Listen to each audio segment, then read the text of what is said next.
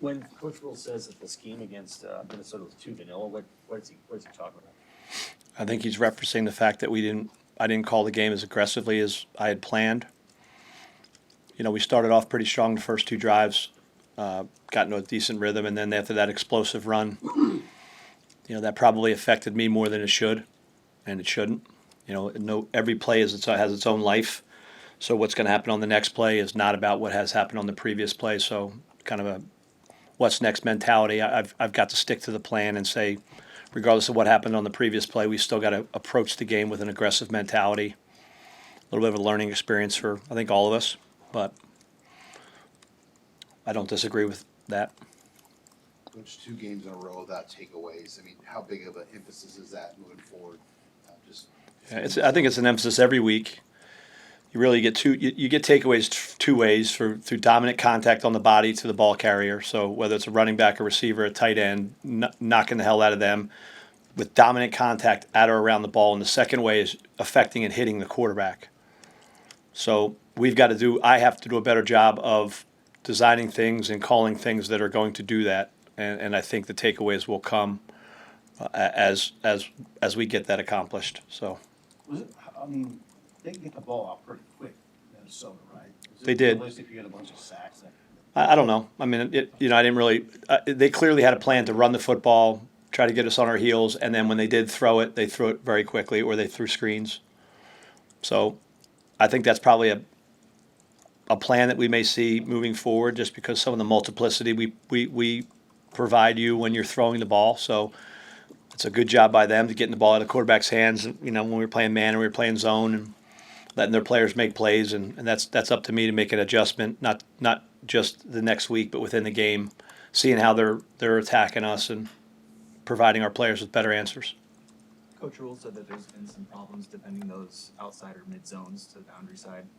What have you seen from there, and what kind of changes? Yeah, he's not wrong. The run that hit us last week is the same run that hit us against Michigan. Everybody's running it, whether they have it in their game plan or not. That's a process of, every offensive coordinator goes in and sees the explosive plays that a team has given up. They're going to put them in the game plan. It's our responsibility, my responsibility to get them stopped. So we'll continue to rep them like we do every week, continue to provide awareness to the players that we're going to see those plays, create a system of awareness to make sure that when those formations show up in the game, because they're the same exact formation pretty consistently, that awareness, and then when the opportunity comes to fit your gap properly or make a tackle or get off a block, that we do that. John, how do you take it when Matt comes out and says that there was trouble with some assistants getting up for this game, especially the team's preparedness to play a tough physical battle when that one played out?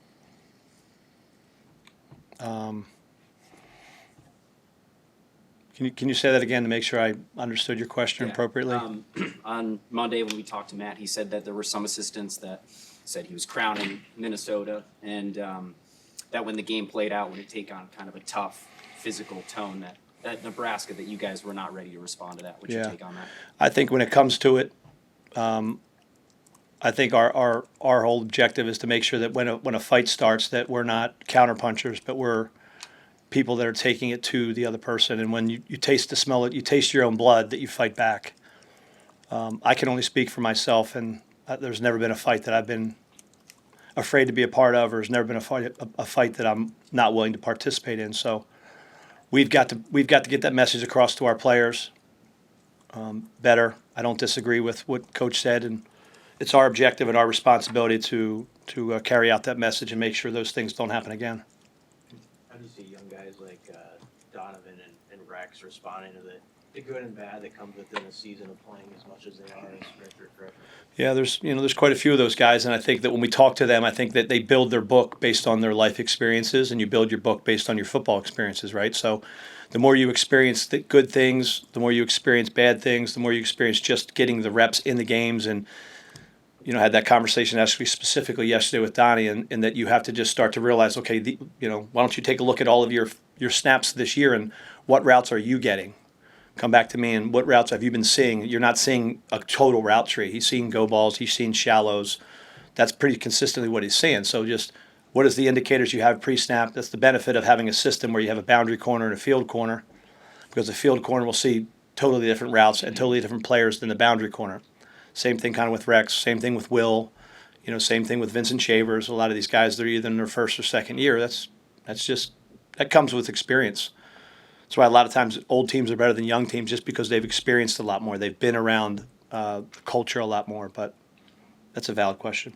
Number 17 for them, I think he has 516 yards. Yeah, he's legit, man. You watch the tape, when it comes time, when they want to throw it, they're throwing it to him, and he lines up every position on the field.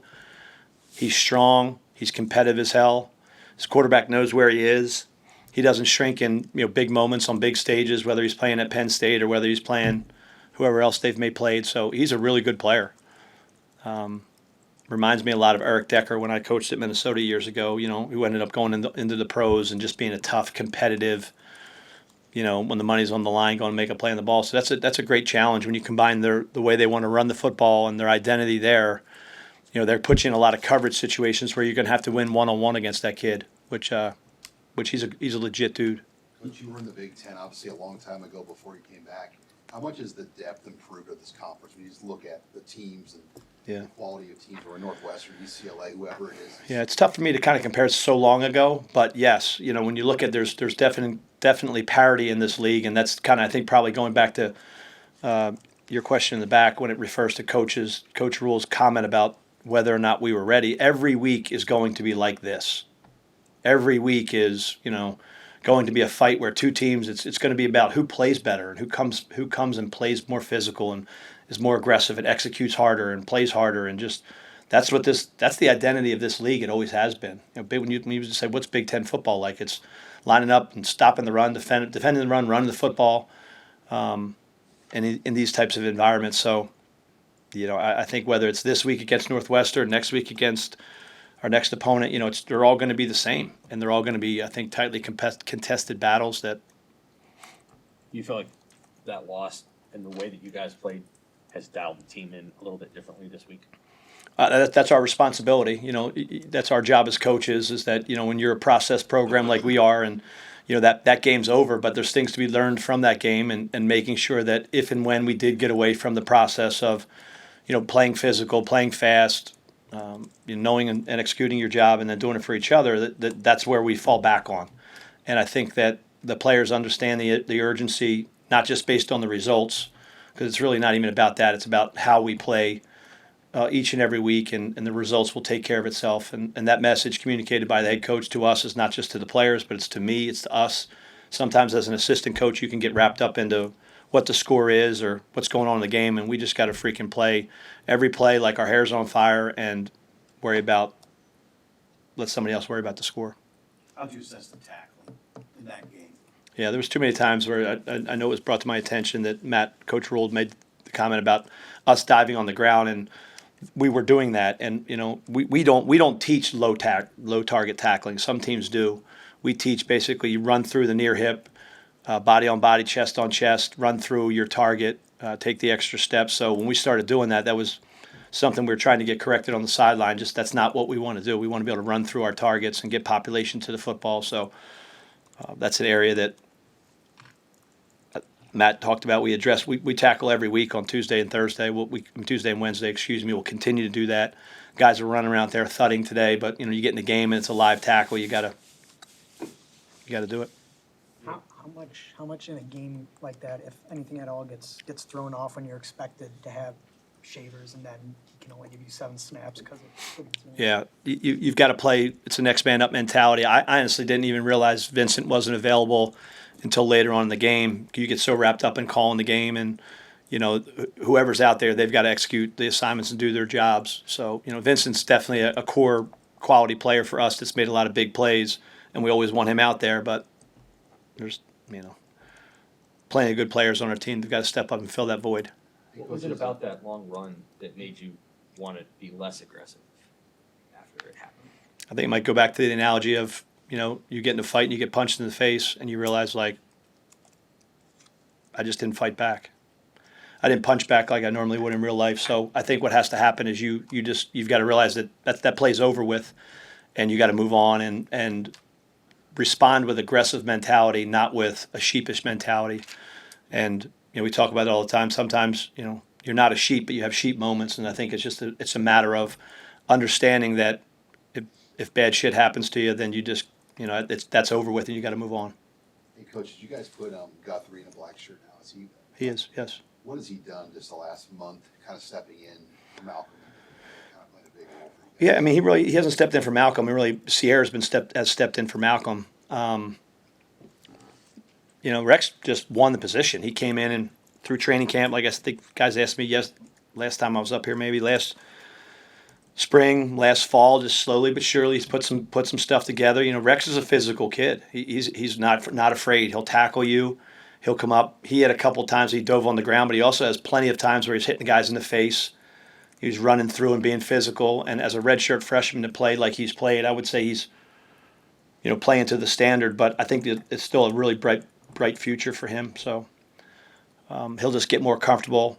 You know, like an example, that deep ball down in the middle of the field, like he was in great position. Next, as he gets more opportunities, I think he'll intercept that ball and gets more comfortable. But he's done a nice job for him in the things we've asked him to do.